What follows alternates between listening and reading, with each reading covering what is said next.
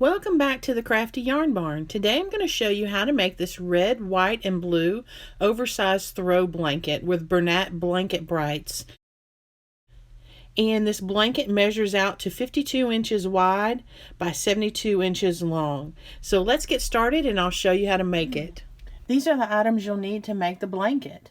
I have some Bernat blanket brights yarn. The first color that I used is red, white, and boom. See the red, the white, the couple of shades of different color of blues in there, really pretty. It's a super bulky 6-weight yarn. It calls for a size L11 hook and 200 yards of yarn in each of these skeins. I had 5 of these, red, white, and boom. And this color here, isn't it pretty? The color on it is race car red. It's also a super bulky 6-weighted yarn calling for an L hook, and it has 220 yards of yarn in each of these skeins. So I had 3 of this race car red, and I had 5 of these red, white, boom. So a total of 8 skeins of yarn. Now the dimensions of the blanket are 52 inches wide by 72 inches long, and we'll get into the amount of rows and the foundation chains and everything here in just a few moments. The other things I have are my size L crochet hook, some scissors. I always use row markers when I make blankets just to make sure I keep my blanket straight and they have even edges on the side. And then I have my large yarn needle to sew in those loose ends and those tails. Let me get my notes. Well, I might as well show them to you. This is how I write up my notes and for my patterns and things that I make. So let's go over the dimensions and everything of the blanket and how the color changing flows for the blanket that I made. It calls for, like I said earlier, I did 5 skeins of yarn for the red, white, and boom. That's the variegated color. And then I did 3 skeins of yarn for the race car red. So that's a total of 8 skeins of yarn. And the blanket comes out to about 1,200, 1,300 yards to 1,700 yards. I had the bulk of this left over, and this is all I had left over of the red. Depending on how you stitch, if you do a tight or a loose stitch, depending on the size of the hook that you're using, I would go ahead and make sure I got 8 total skeins just to make sure you have enough to finish your blanket if you want to make it this big, because it measures out to 52 inches wide and 72 inches long. I wanted to make it extra long for the person that I'm giving it to. I wanted them to be able to lay on the couch or the recliner and be able to cover totally up. It's a grown adult person, so it truly is an oversized blanket. For the foundation row, I use a brick stitch as the pattern. So for the foundation chain, it's 126 chains total. And then I did 106 rows total. So of the color changing, A being my red, white, boom, and then B being my race car red, I did 16 rows. And then I did 14 rows of red, 16 of the red, white, boom, 14 red, and so forth. So that's how I did my color changing on the blanket. Now, if you want to make a baby blanket out of this same stitch pattern that I'm about to show you, it's either a toddler size or you could call it a afghan for an adult. Its dimensions are 36 inches by 48 inches, and you would need 4 skeins of yarn, which comes out to about 800 to 900 yards total. And you would do a 90 chain foundation and then 70 rows with this Bernat blanket yarn.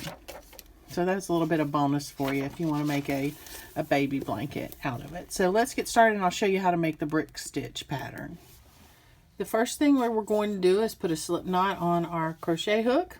So I like to leave a pretty good tail, wrap it around 2 fingers, and then cross it over. Then take this yarn tail here and stick it behind my fingers there and pull it up. And then we're just going to put that right onto our crochet hook. Pull it up, leave it loose so that it can slide easily along the crochet hook. that yarn tail to the side, and we're going to make our foundation chain. For the oversized throw blanket, you're going to do 126 chains. I'm going to do a small swatch for you, so it's just to show you how to do the repeating stitches for this pattern for the brick stitch. So you go ahead and chain 126, and how to do a chain if you don't know how to do so is you just place your hook right up under your yarn and turn it and pull that yarn right through the loop that's on your hook. That's a chain. You go underneath, you hook it, and you just pull it right through. Okay, so go ahead and do your 126 chains, and I'll see you back here in just a moment. Now we've got our foundation chain, so we're going to start our first row. Our first row, we're going to do a single crochet in the second chain from the hook. And this Bernat yarn is a little bit difficult to see in the video. Let me take my hook off so I can show you. If you haven't used this yarn before, I want to help you out here. You can see right here where it has the look of a V. You see this? That's the front of your chain. The back of your chain, there'll be a bump or a ridge, if you see that right there.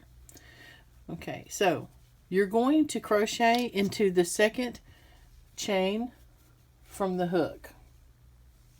So you're going to skip the chain you just made and go into this next chain right here. So you're going to stick your hook into that second chain. You're going to yarn over, which you're going to grab this yarn and pull it through the loop of that foundation. Now you should have 2 loops of yarn on your hook.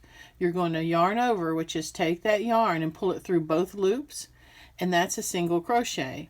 So now what I'm going to do is take my row marker, and you see the V's right here? That's the top of your single crochet stitch. I'm going to mark that stitch because when we come back the other way, that's where we're going to end our row. So we did a single crochet there. Now we're going to chain 3. So 1, 2, 3, and now we're going to put a single crochet by skipping the next 3 chains. And what's I find helpful is to use your fingers and feel. You can feel where those stitches are. So this is where we did our single crochet. We're going to skip 1, and there's another one there, 2 and 3. And then in the 4th chain, we skipped 3 chains, and into this 4th chain, we're going to put another single crochet. So stick your hook through that foundation, yarn over and pull it through. 2 loops on your hook, you're going to yarn over and pull the yarn through both loops on your hook. That's a single crochet. You're going to skip 3 foundation chains, 1, 2, 3, and I'm feeling with my fingers. This is the 4th one, and that's where you're going to put your next single crochet. So you're going to chain 3, 1, 2, 3, and into that 4th chain, you're going to put a single crochet.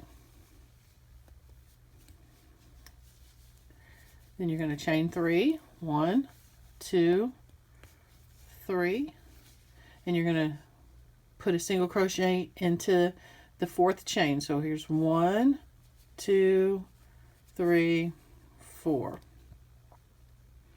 And you're going to continue that all the way down your foundation chain. You're going to single crochet, you're going to chain 3, 1, 2, 3, then you're going to go down 4 chains, so 1, 2, 3, 4, and in the 4th chain you're going to put a single crochet all the way down to the very last stitch on your foundation chain. So we'll see you back here in just a moment once you get down the end of your foundation chain by doing your single crochet, chain 3, and then put a single crochet in the 4th chain. So see you back here in just a moment, and I'll show you how to turn your work.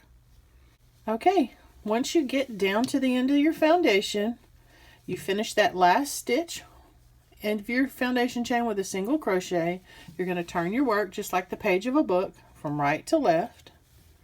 Once you turn your work, this is row number 2. You're going to chain 3, so 1, 2, 3, and right there in the top of that chain 3, when you come back the other way, into that stitch, that's where you're going to end that row. So I'm going to go ahead and mark that stitch, that chain, the top of that chain 3. It counts as a double crochet is what it does. So on that chain 3, I'm going to mark that last chain that I made. And then now we're going to do a double crochet into this chain 3 space right here. We're going to do 3 of them. So we're going to yarn over, put our hook through this space here on the row before where you have that chain 3 space, and we're going to put 3 double crochets. So yarn over, go into that space, yarn over again and pull it through. You should have 3 loops of yarn on your hook.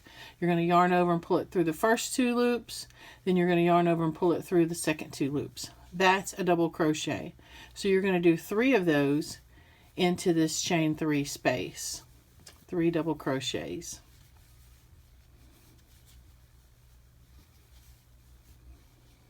And you're going to do that all the way across the row. So into every chain 3 space, you're going to put 3 double crochets. So there's 1, 2, oops, the hook came out, 2, and 3. Now we're going to go to the next chain 3 space and put 3 double crochets. This blanket really crochets up really quickly because your stitches are just going to be into the chain 3 spaces on the second row.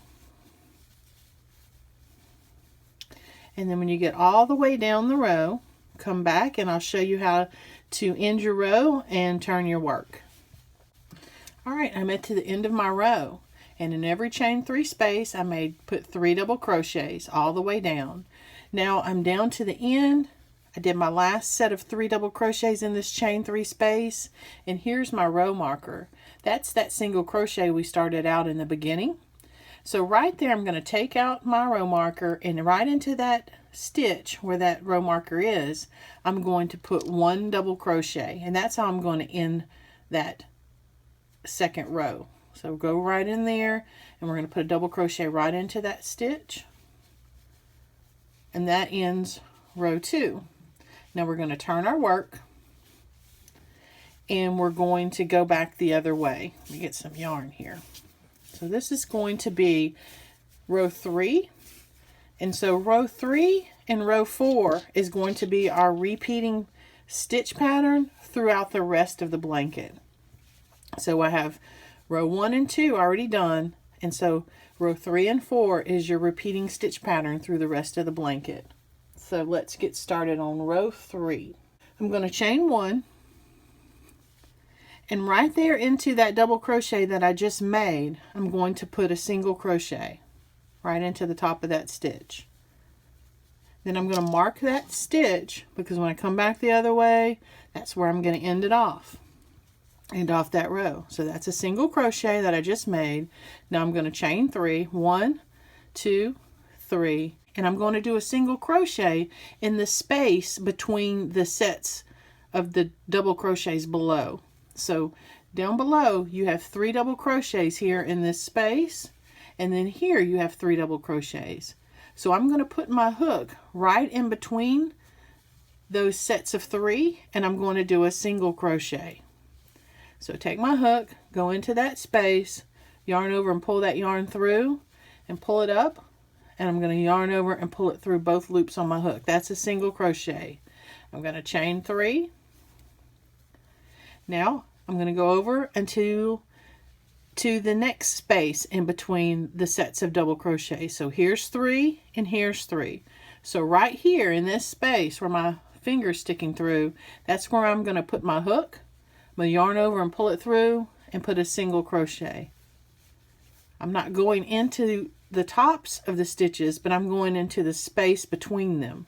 Now I'm going to chain 3, and I'm going to do this all the way down this row. Now I'm going, after I chain 3, I'm going to find the space between the double crochet sets. So here's 3 double crochets, and here's my other 3.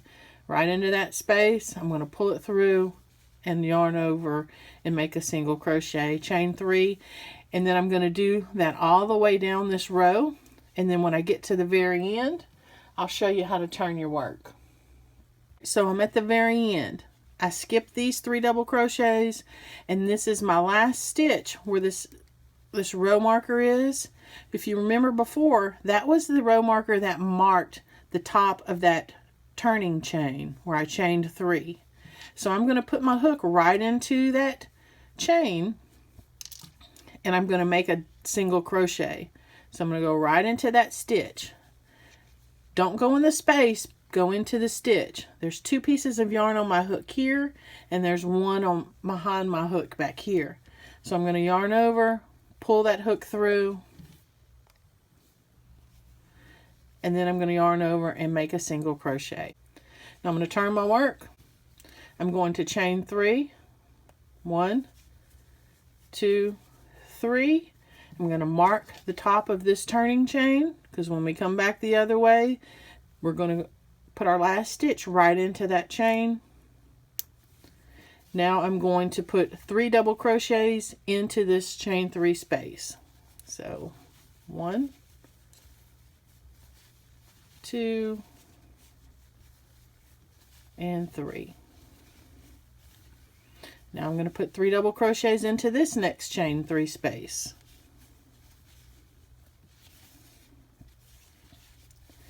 So there's 2,